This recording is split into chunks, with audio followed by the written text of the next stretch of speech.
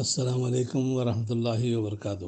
12ویں ذی الحجہ ایام حج کا 5واں دن، اس کے کچھ احکام اور مسائل آپ کے سامنے بیان کیے جائیں گے۔ 12ویں ذی الحجہ کو بھی تینوں جمرات کو 21 کنکریاں مارنی چاہیے اور اسی طریقے سے ماریں جیسا کہ 11ویں ذی الحجہ کو مارے گئے تھے۔ دوسرا مسئلہ یہ ہے کہ اگر 12ویں ذی الحجہ کو ہی منا سے نکلنا ہو تو مغرب سے پہلے کنکریوں سے فارغ ہو کر منا سے نکل جانا چاہیے، لیکن اس سلسلے میں افضل یہ ہے کہ 13ویں کو بھی رک کر دوسرے دن زوال کے بعد کنکریاں مار کر منا چھوڑیں۔ چنانچہ اللہ رب العالمین کا ارشاد ہے وَاذْكُرُوا اللَّهَ فِي أَيَّامٍ مَّعْدُودَاتٍ وَمَن تَعَجَّلَ فِي يَوْمَيْنِ فَلَا إِثْمَ عَلَيْهِ وَمَن تَأَخَّرَ فَلَا إِثْمَ عَلَيْهِ۔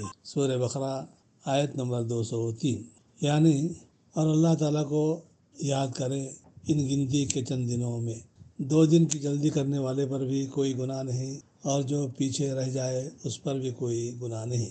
اس سلسلے میں اس آیت کریمہ کی تفسیر کرتے ہوئے شیخ عبد الرحمن سعدی رحمہ اللہ فرماتے ہیں اذا ابیح کلا الامرین فالمتاخر افضل لانہ اکثر عبادہ، یعنی جب دونوں حکم بجا لانے کا حکم دیا جائے اور دونوں میں سے کسی ایک کو اختیار کرنے کا حکم دیا جائے تو افضل یہ ہے کہ تاخیر والے حکم پر عمل کیا جائے، یعنی ایک دن اور رک کر 13ویں کو بھی اس کے اعمال کر کے نکلے، اس لیے کہ ایک دن کے بڑھنے سے عبادت کی کثرت کا ثواب حاجی کو حاصل ہوتا ہے۔ تو یہ 12ویں کے ذی الحجہ کے اعمال۔ رمی جمار کی فضیلت پر آپ کے سامنے 3-4 حدیثیں بیان کی جائیں گی۔ پہلی حدیث ہے سیدنا ابراہیم علیہ السلام کے سلسلے میں، یعنی یہ رمی جمار دراصل حضرت ابراہیم علیہ السلام کی اتباع ہے۔ اتباع کا واقعہ یہ ہے کہ حضرت عبداللہ بن عباس رضی اللہ تعالیٰ عنہما روایت کرتے ہیں کہ نبی کریم صلی اللہ علیہ وسلم نے فرمایا کہ جب ابراہیم خلیل اللہ علیہ السلام مناسک کے پاس پہنچے، رمی کے پاس پہنچے تو درمیان میں، دراصل یہ واقعہ حضرت اسماعیل کے ذبح کرنے کے موقع کا ہے کہ جب حضرت اسماعیل کو لے کر حضرت خلیل اللہ منا میں پہنچے، جس جگہ یہ جا رہے تھے وہاں راستے میں شیطان حاضر ہوا۔ یہ وہ مقام تھا پہلا جو بڑے جمرے کا آج جو ہے مقام ہے، تو وہاں حضرت ابراہیم علیہ السلام نے شیطان کو 7 کنکری پھینک کر مارے، اس لیے کہ وہ وسوسہ ڈال رہا تھا کہ ابراہیم تو کیا کر رہے ہو، اپنے بیٹے کو ذبح کرنے کے لیے یہاں پہنچے ہو۔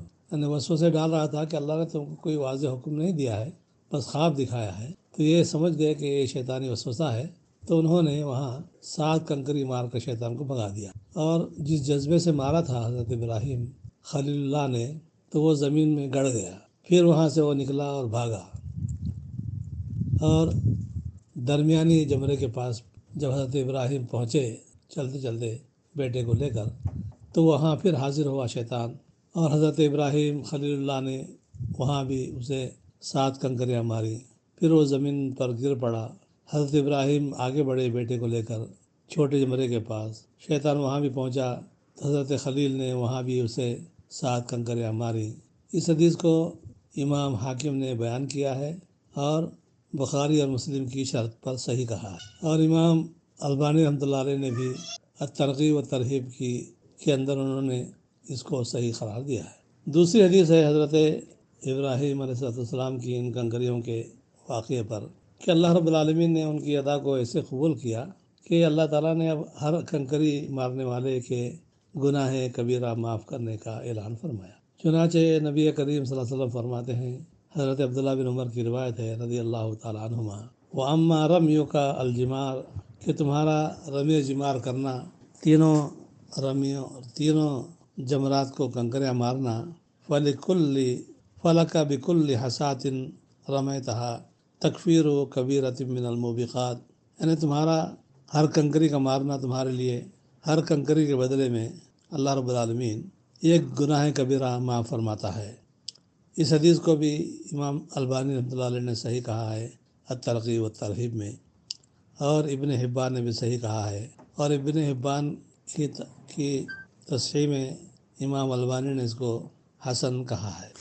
تیسری حدیث ہے، تیسری فضیلت کنکریاں مارنے والے کے لیے کہ اللہ رب العالمین قیامت کے دن اسے نور عطا فرمائے گا، نور سے نوازے گا۔ چنانچہ حضرت ابن عباس رضی اللہ تعالیٰ عنہما فرماتے ہیں کہ نبی کریم صلی اللہ علیہ وسلم نے فرمایا، اذا رمیت الجمار کان لک نورا یوم القیامہ، جب تم جمرات کو کنکریاں مارو تو یہ کنکریاں تمہارے لیے قیامت کے دن نور ہوں گی۔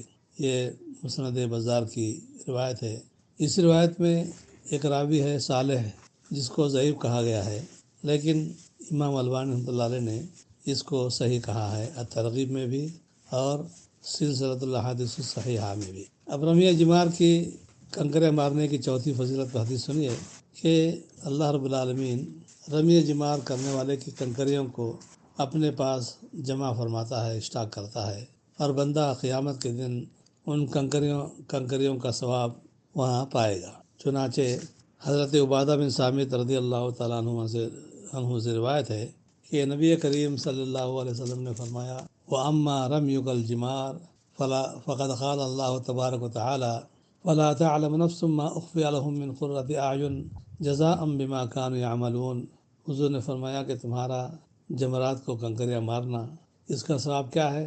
چنانچہ اللہ رب العالمین نے سورہ سجدہ آیت نمبر 17 میں فرمایا کہ کوئی نفس نہیں جانتا جو کچھ ہم نے ان کی آنکھوں کی ٹھنڈک ان کے لیے پوشیدہ کر رکھی ہے، جو کچھ کرتے تھے یہ اس کا بدلہ ہے۔ تو اس کا ثواب اللہ رب العالمین قیامت کے دن کے لیے اٹھا کے رکھے گا۔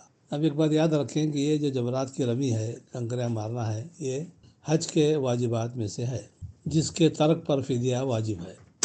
اب یہ کنکریاں کسی ایک دن یا کسی ایک جمرے کی چھوڑ دے یا پورے کے پورے چھوڑ دے، چونکہ ترک واجب ترک ہو رہا ہے، واجب چھوٹ رہا ہے، اس لیے چاہے ایک چھوٹے یا کئی چھوٹے تو سب کے لیے ایک ہی فدیہ واجب ہے۔ یاد رکھیں آج بھی آخری مسئلہ یہ ہے کہ یہ کنکریاں مارنے کا وقت ایام تشریق میں، یعنی 11ویں کو، 12ویں کو، 13ویں کو زوال آفتاب سے لے کر غروب آفتاب تک ہے۔ یہ حضرت جابر رضی اللہ تعالیٰ عنہ کی روایت جو مسلم شریف میں آئی ہے۔ اب انشاءاللہ آپ کے سامنے 13ویں کے اعمال بیان کیے جائیں گے۔ اللہ سے دعا کہ اللہ تعالیٰ ہمارے اس کو قبول فرمائے اور ہم کو صحیح سنت کے مطابق عمل کرنے کی توفیق عطا فرمائے۔ وآخر دعوانا الحمدللہ رب العالمین۔